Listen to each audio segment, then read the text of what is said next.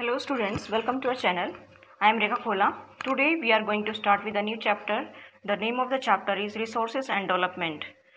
10th class का geography का first chapter है ये. आज हम इसके बारे में रिसोर्सेज के बारे में पढ़ेंगे. देखिए इस बुक में सबसे इम्पॉर्टेंट जो बात है कि जो इसमें मैप्स वगैरह आते हैं वो आपको बहुत ही हेल्पफुल रहेंगे आगे भी क्लासेस में और इसमें भी.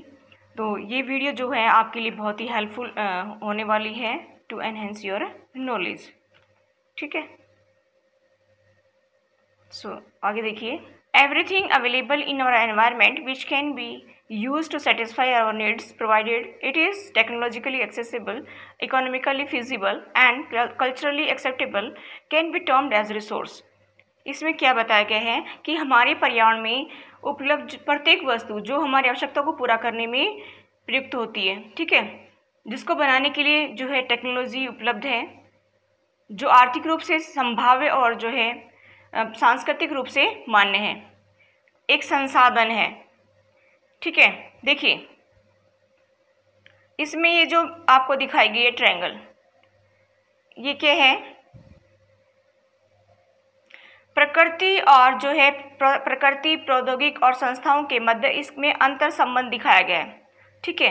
तो यहाँ पे टेक्नोलॉजी है, यहाँ पे इंस्टीट्यूशन से संस्थाएं हैं और यहाँ पर फिजिकल एनवायरनमेंट यानी कि भौतिक पर्यावरण और मतलब जो है नेचर आ गया. ठीक है. यहाँ पे ह्यूमन बींग्स, तो ह्यूमन बींग्स जो है टेक्नोलॉजी का इस्तेमाल करता है. ठीक है. ये नेचर से भी रिलेटेड है और यहाँ पर इंस्टीट्यूशन यानी कि संस्थाएं भी इससे जुड़ी हुई हैं. ठीक है. आगे देखिए इसमें The process of transformation of things available in our environment involves an interdependent relationship between nature, technology and institutions. Human beings interact with the nature through technology and create institutions to accelerate their economic development. Do you think that resources are free gift of nature as is assumed by many? They are not. Resources are a function of human activities. Human beings themselves are essential components of resources. They transform material available in our environment into resources and use them. These resources can be classified into the following ways. देखिए इससे पहले क्या बताया कि जो process of transformation of things available in our environment involves an interdependent relationship between nature, technology and institution. यानी कि मैंने अभी बताया आपको कि प्रकृति, प्रौद्योगिकी और संस्थाओं का जो है अंतर के बीच में अंतर संबंध है. मनुष्य जो है टेक्नोलॉजी से जुड़ा, इंस्टीट्यूशन से और जो है नेचर से भी. ठीक है.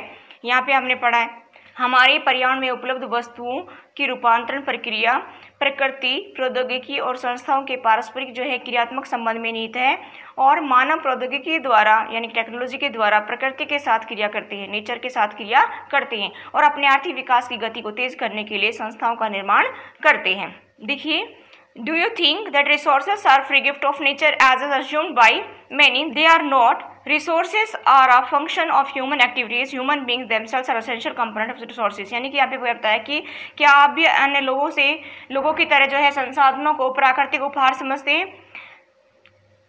ऐसा नहीं है. ठीक है.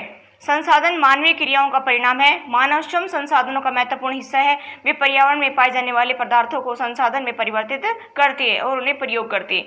देखिए यहाँ पे क्या बताया कि these resources can be classified into following veg. यानी कि जो इन संसाधनों का जो वर्गीकरण है, क्लासिफिकेशन निम्न प्रकार से किया जा सकता है. On the basis of origin यानी कि उत्पत्ति के आधार पर इसको, और बायोटिक और अबायोटिक यानी कि जैव और अजैव.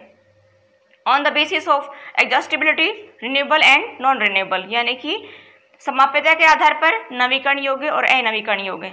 आगे देखिए इसमें on the basis of ownership यानी कि स्वामित्व के आधार पर इसको क्लासीफाई किया गया. इंडिविजुअल, कम्युनिटी, नेशनल और इंटरनेशनल यानी कि व्यक्तिगत, सामुदायिक और जो है राष्ट्रीय और अंतर्राष्ट्रीय. अगला है देखिए on the basis of status of development, potential, develop stocks and reserve यानी कि विकास के स्तर पर जो है इसको बांटा गया है संभावी में यानी कि potential, develop stocks and reserve यानी कि विकसित, संभावी, विकसित भंडार और संचित कोष.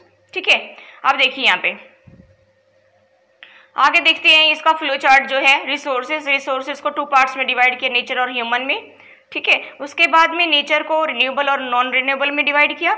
यहाँ पर ह्यूमन की बात आती है तो structures and institutions, quantity and quality.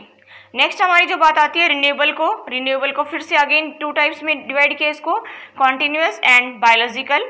ठीक है, इसमें जो कॉन्टिन्यूस और फ्लो यानी कि विंड और वाटर आ गए, इसमें बायोलॉजिकल ये जैविक हो गए इसमें। तो यहाँ पर जो इसको फिर से अगेन 2 टाइप्स में डिवाइड किया, natural vegetations and wild life. ठीक है, यहाँ पर हम नॉन रिन्यूएबल की जब हम बात करते हैं तो नॉन रिन्यूएबल में क्या दिखा रखा है कि इसको भी अगेन 2 टाइप्स, रिसाइक्लेबल मेटल्स और non recyclable fossil fuels.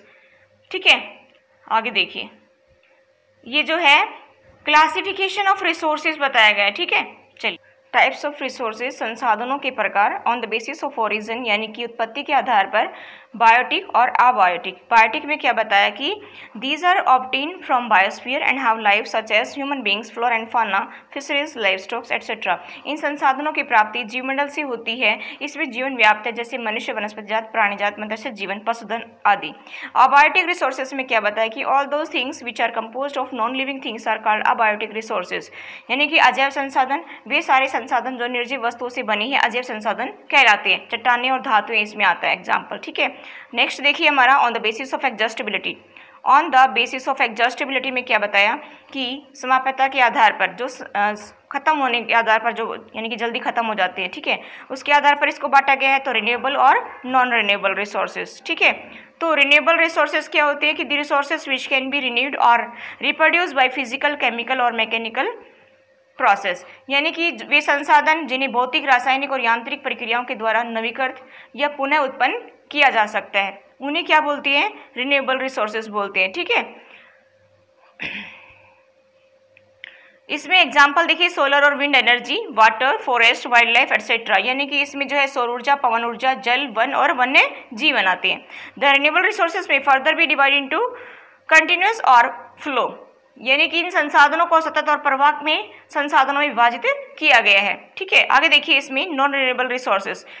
Non renewable resources में क्या बताया गया है, यानी कि अनवीकरणीय योग्य संसाधन, these occurs over a very long geological time, minerals and fossils fuels are example और of such resources. These resources take millions of years in their formation. Some of the resources like metal are recyclable and some like fossil fuels cannot be recycled and get exhausted with their use. यानी कि इसमें क्या बताया गया है कि अनवीकरण योग्य संसाधन जो हैं वो क्या हैं कि इन संसाधनों का जो विकास एक लंबे भूवैज्ञानिक अंतराल में होता है। खनिज और जीवाश्म ईंधन इस प्रकार के संसाधनों के एग्जाम्पल हैं। इसके बनने में लाखों वर्ष लग जाते हैं। इनमें से कुछ संसाधन जैसे धातुएं पुनः चक्रीय हैं। ठीक है, कुछ जो संसाधन है जैसे जीवाश्म ईंधन ये अचक्रीय है, वे एक बार के प्रयोग के साथ ही खत्म हो जाते हैं। ठीक है, आगे देखिए नेक्स्ट हमारा है on the basis of ownership, स्वामित्व के आधार पर, इंडिविजुअल रिसोर्सेज, और नेक्स्ट हमारा है जो है कम्युनिटी ऑन रिसोर्सेज।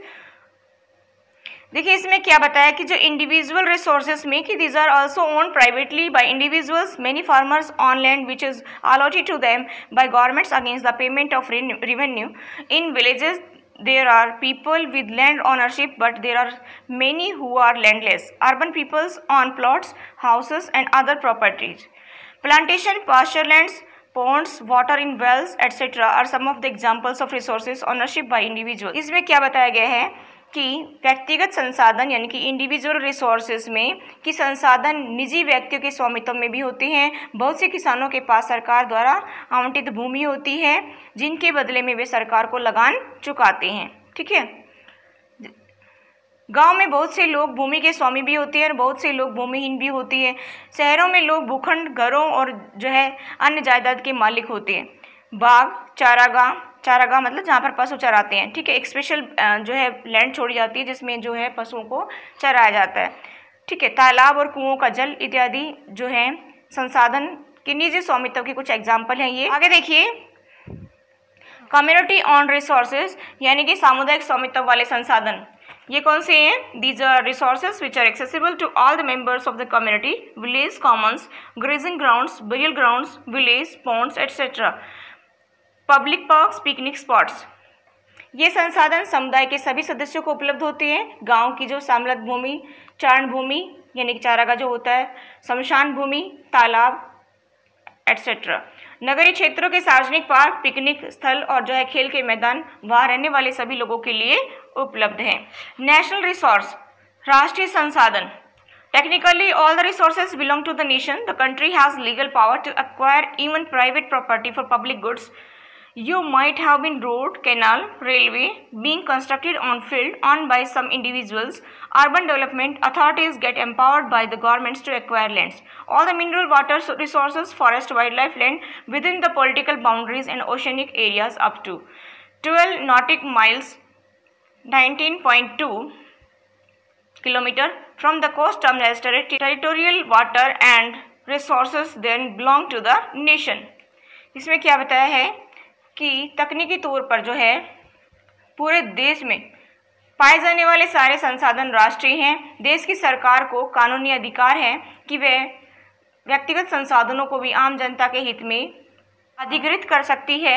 आपने देखा होगा कि सड़कें, नहरें, रेलवे लाइन व्यक्तिगत स्वामित्व वाले खेतों में बनी हुई है। ठीक है, शहरी विकास प्राधिकरण को सरकार ने भूमि अधिग्रहण का अधिकार दिया है। सारे खनिज पदार्थ, जल संसाधन है, वन्य जीवन है, राजनीतिक सीमाओं के अंदर सारी भूमि, ठीक है, और जो है 12 समुद्र मील यानी कि 19.2 किलोमीटर के जो एरिया में जो, ठीक है, इसमें पाए जाने वाले जो संसाधन हैं वो राष्ट्र की संपदा है। देखिए आगे, इंटरनेशनल रिसोर्सेज यानी कि अंतर्राष्ट्रीय संसाधन।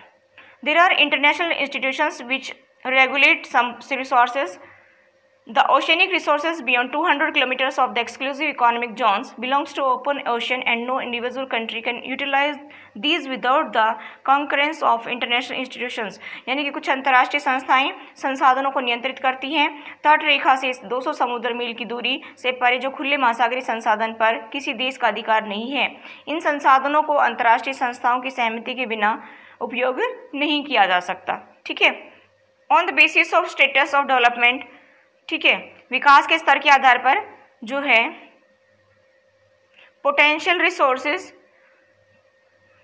संभावित संसाधन, resources which are found in region but have not been utilized, for example the western part of India, यानी कि ये वे संसाधन है जो किसी प्रदेश में विद्यमान होती है परंतु इनका उपयोग नहीं किया गया है।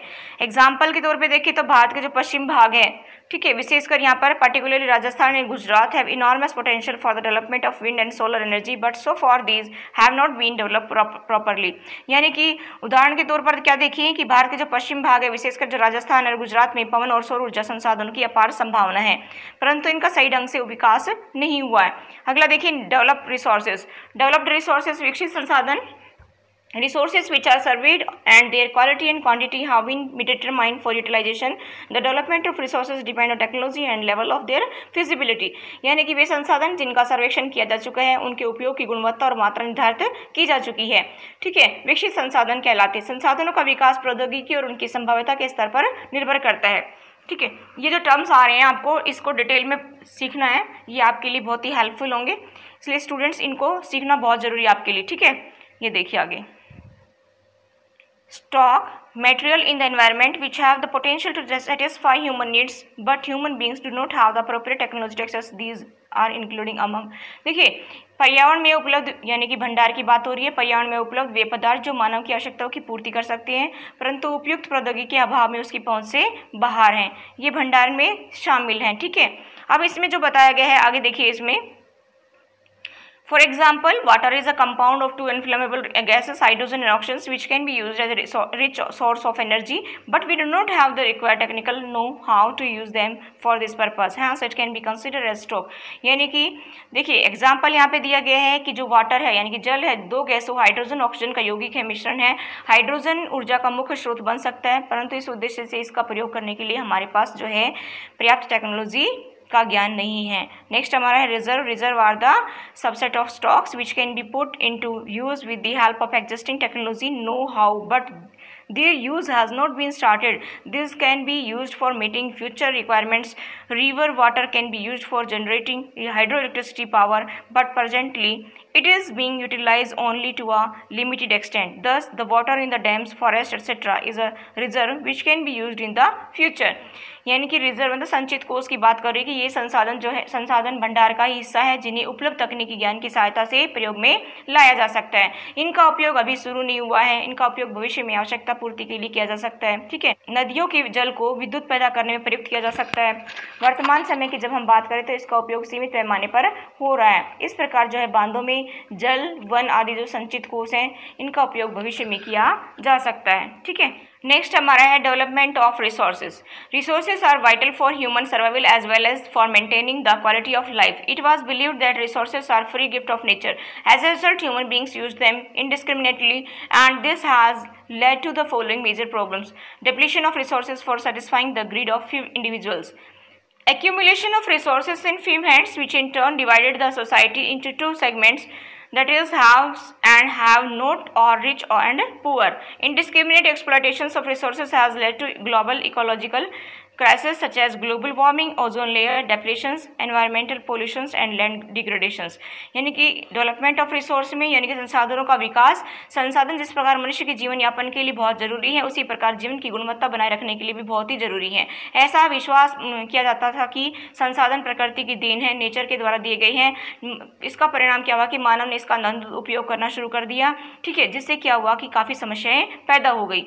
ठीक है, कुछ व्यक्तियों की लालचवश भी ये हो गया है, इन संसाधनों का नुकसान हुआ है। ठीक है, संसाधन समाज के कुछ ही लोगों के हाथ में आ गए और जिससे समाज दो हिस्सों साधन संपन्न और साधनहीन यानी कि अमीर और गरीब में बट गया। यानी कि संसाधनों के अनधिकृत शोषण से क्या हुआ कि वैश्विक जो है पारिस्थितिकी संकट पैदा हो गया, भूमंडलीय तापन, ओजोन लेयर का जो क्षय होना और पर्यावरण प्रदूषण और भूमि निम्नीकरण आदि। ठीक है, आगे आप साथ साथ में इनको भी देखिए जो एजेंडा 21 दिया गया है इसमें क्या बताया है कि ये एक घोषणा है जिसे 1992 में ब्राजील के शहरी डिजेनेरो में संयुक्त राष्ट्र पर्यावरण और विकास सम्मेलन के तत्वावधान में राष्ट्राध्यक्षों द्वारा स्वीकार किया गया। इसका उद्देश्य जो है भूमंडलीय सतपोषणीय विकास हासिल करना है और ये एक कार्यसूची है जिसका उद्देश्य क्या है कि समान हितों, पारस्परिक आवश्यकताओं और सम्मिलित जिम्मेदारियों के अनुसार विश्व सहयोग के द्वारा क्या किया गया है कि पर्यावरणीय क्षति, गरीबी और रोगों से निपटना है।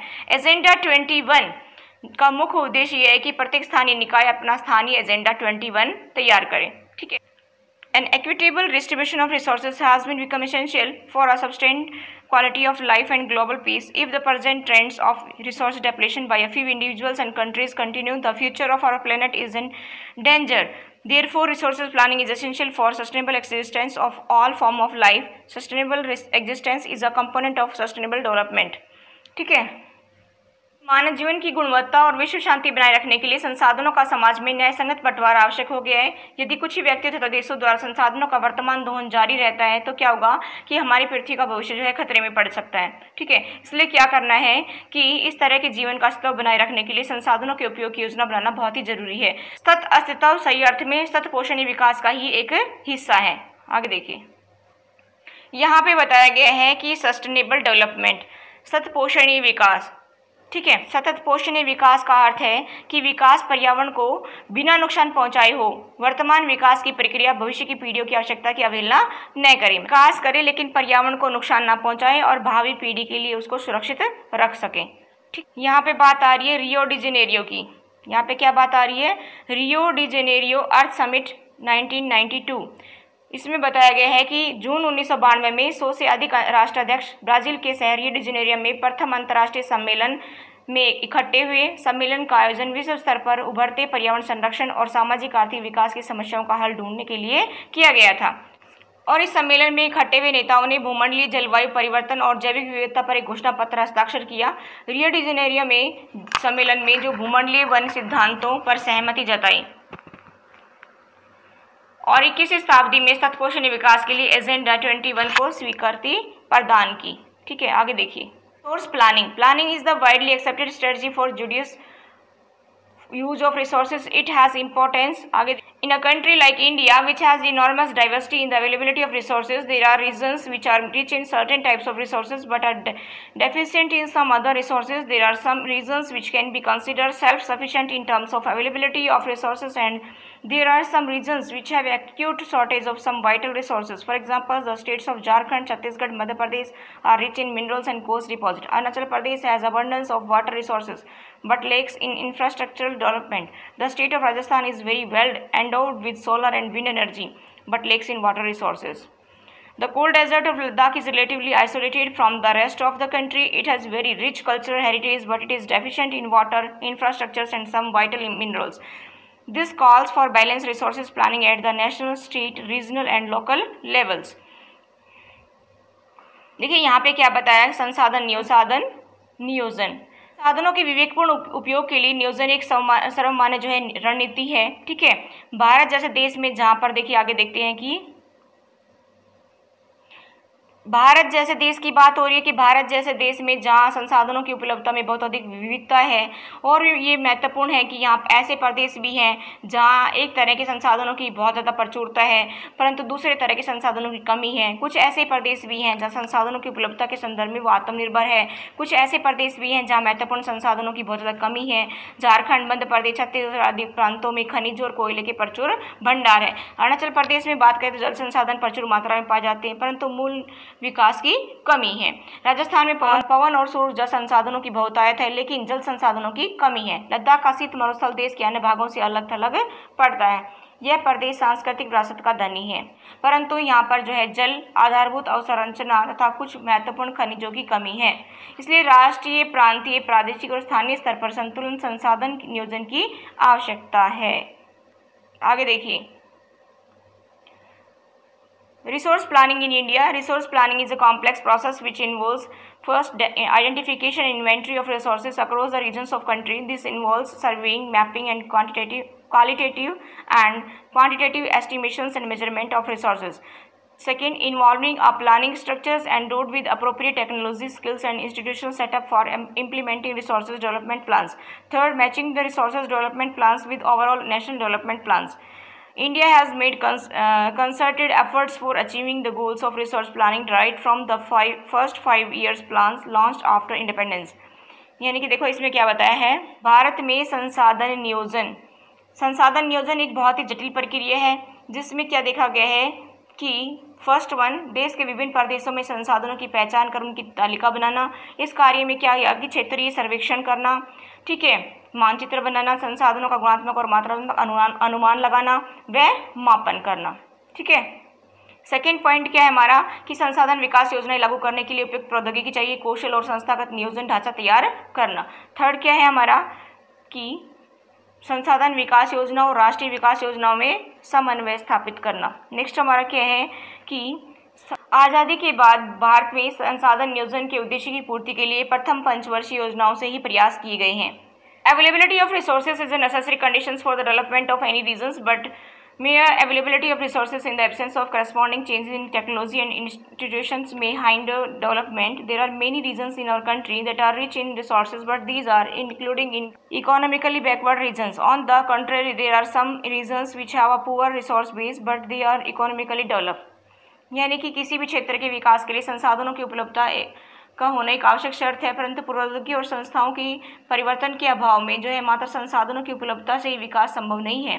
देश में बहुत से क्षेत्र हैं जो संसाधन समृद्ध होते हुए भी आर्थिक रूप से पिछड़े देशों की गिनती में आते हैं। इसके विपरीत कुछ ऐसे प्रदेश भी हैं जो संसाधनों की कमी होते हुए भी आर्थिक रूप से विकसित हैं। आगे देखिए, The history of colonization reveals that rich resources in colonies were the main attraction for the foreign trade invaders. It was primarily the higher level of technological development of the colonizing countries that helped them to exploit resources of other regions and establish their supremacy over the colonies. Therefore, resources can contribute to development only when they are accompanied by the appropriate technological development and institutional change. India has experienced all this in different phases of colonizations. Therefore, in India, development in general and resource development in particular does not only involve the availability of resources, but also the technology, quality of human resources and the historical experience of the people. इसमें क्या बताया गया है कि उपनिवेश का इतिहास हमें ये बताता है कि उपनिवेशों में संसाधन संपन्न प्रदेश विदेशी आक्रमणकारियों के लिए मुख्य आकर्षण रहे हैं। ठीक है, उपनिवेशकारी देशों ने बेहतर प्रौद्योगिकी के सहारे उपनिवेशों के संसाधनों का शोषण किए हैं, उन पर अपना आधिपत्य स्थापित किए हैं। संसाधन किसी प्रदेश के विकास में तभी योगदान दे सकते जब वहां पर जो प्रौद्योगिकी विकास और संस्थागत परिवर्तन किए जाएं। उपनिवेश के विभिन्न चरणों में भारत ने इन सबका अनुभव किया है।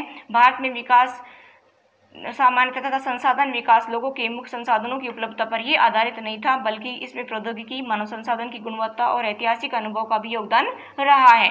आगे देखिए, इसमें कंजर्वेशन ऑफ रिसोर्सेज, संसाधनों का संरक्षण। Resources are vital for any developmental activity, but irrational consumptions and over-utilizations of resources may lead to socio-economic and environmental problems. To overcome these problems, resources conservation at various levels is important. This had been the main concern of the leaders and thinkers in the past. For example, Gandhiji was very apt in voicing his concern about resources conservation in these words: "There is enough for everybody's need and not for anybody's greed." He placed the greedy and selfish individuals exploited nature of modern technology as the root cause for resources depletions at the global level. He was against mass productions and wanted to replace it with the productions by the masses. देखिए, most important paragraph है conservation of resources, संसाधनों का संरक्षण। इसमें question तो आता ही आता है, ठीक है। तो आपको बड़े ध्यान से पूरे लेसन को सुनना है, बिल्कुल भी स्किप नहीं करना है, ठीक है, और कंप्लीट वीडियो को देखना है। तो इसमें क्या बताया कि संसाधनों का संरक्षण कैसे किया जाए, कि संसाधन किसी भी तरह के विकास में अपनी महत्वपूर्ण भूमिका निभाते हैं, परंतु संसाधनों का जो है विवेकहीन उपभोग और अति उपयोग के कारण क्या होता है कि कई सामाजिक, आर्थिक और पर्यावरणीय समस्याएं पैदा हो सकती है। इन समस्याओं से बचाव के लिए विभिन्न स्तरों पर जो संसाधनों का संरक्षण आवश्यक है। जब हम पास्ट की बात करें तो भूतकाल से ही संसाधनों का संरक्षण बहुत से नेताओं और चिंतकों के लिए चिंता का विषय रहा है। हम यहाँ पर एग्जाम्पल लेते हैं गांधी जी का, गांधी जी ने संसाधनों के संरक्षण पर अपनी चिंता व्यक्त की। हमारे पास देखिए उन्होंने क्या बताया कि हमारे पास व्यक्ति की आवश्यकता पूर्ति के लिए बहुत कुछ है, हर व्यक्ति की आवश्यकता पूर्ति के लिए बहुत कुछ, हमारे पास हर व्यक्ति की आवश्यकता पूर्ति के लिए बहुत कुछ है, लेकिन किसी के लालच की संतुष्टि के लिए नहीं। हमारे पास पेट भरने के लिए बहुत है, लेकिन पेटी भरने के लिए नहीं। मोस्ट इंपॉर्टेंट बात कही गई है यहाँ पर कि हम हर व्यक्ति की आवश्यकता को पूरी कर सकते हैं, लेकिन किसी के लालच को नहीं कर सकते। जब हमें कोई चीज़ की थोड़ी ज़रूरत है तो उसी को इस्तेमाल करें, ना कि बहुत ज़्यादा उसको वेस्ट करें, ठीक है। यानी कि पेट भरने के लिए तो सब कुछ है, लेकिन पेटी भरने के लिए नहीं है, ठीक है। मोस्ट इंपॉर्टेंट लाइन यही है। आगे देखिए इसमें क्या बताया है कि इसके अनुसार जो विश्व स्तर पर संसाधन हाश के लिए लालची और स्वार्थी व्यक्ति आधुनिक प्रौद्योगिकी की शोषणात्मक प्रवृत्ति जिम्मेदार है। वे अत्यधिक उत्पादन के विरुद्ध थे, इनके स्थान पर अधिक बड़े जन समुदाय द्वारा उत्पादन के पक्षधर थे। आगे देखिए कि अंतर्राष्ट्रीय स्तर पर व्यवस्थित तरीके से संसाधन संरक्षण की वकालत 1968 में क्लब ऑफ रोम ने की थी। उसके पश्चात 1974 में सुमेर ने अपनी पुस्तक स्मॉल इज ब्यूटीफुल में इस विषय पर गांधी जी के दर्शन की एक बार फिर से पुनरावृत्ति की है। 1987 में क्या हुआ कि बुंडलैंड आयोग रिपोर्ट द्वारा वैश्विक स्तर पर संसाधन संरक्षण में मूलाधार योगदान किया गया।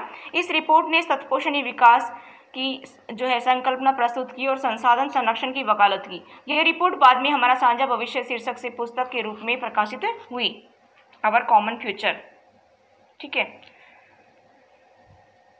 इस संदर्भ में एक और महत्वपूर्ण योगदान रियो डी जेनेरियो ब्राजील में 1992 में आयोजित पृथ्वी सम्मेलन द्वारा किया गया। आगे देखिए इसमें, आई होप आपको क्लियर हो गया होगा, ठीक है।